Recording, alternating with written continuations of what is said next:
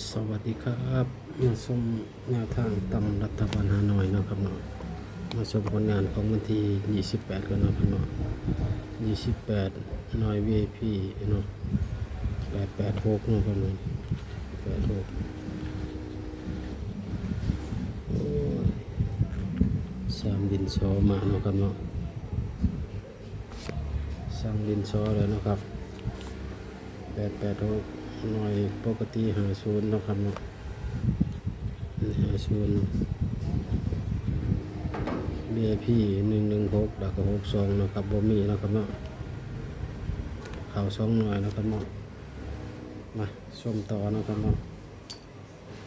ของวันที่29นะครับเนาะ29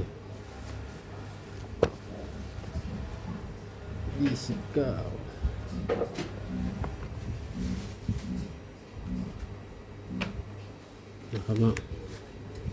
ชมผลงานของวันที่29ก่อน1516นะครับเนาะ17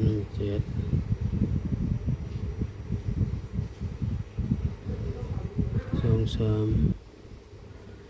24 25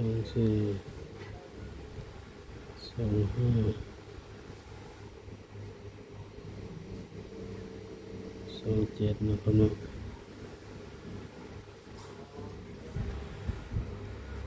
35 36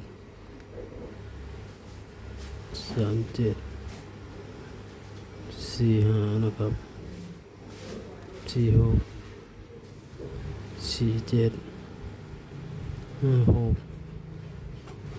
57 76นะครับเนาะ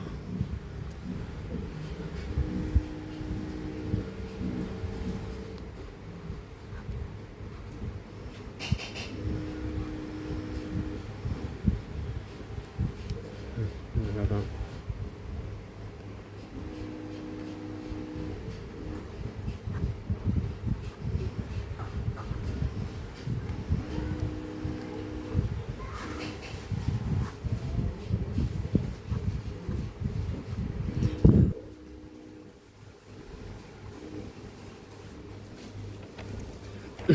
เสร็จนะครับเนาะ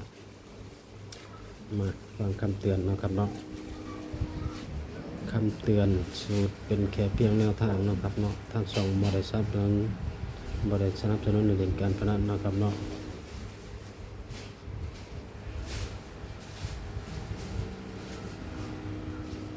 นะครับเนาะบ่ได้สนับสนุนในการพนันถ้าผิดพลาดประการใดเนาะครับเนาะขอโทษขออภัย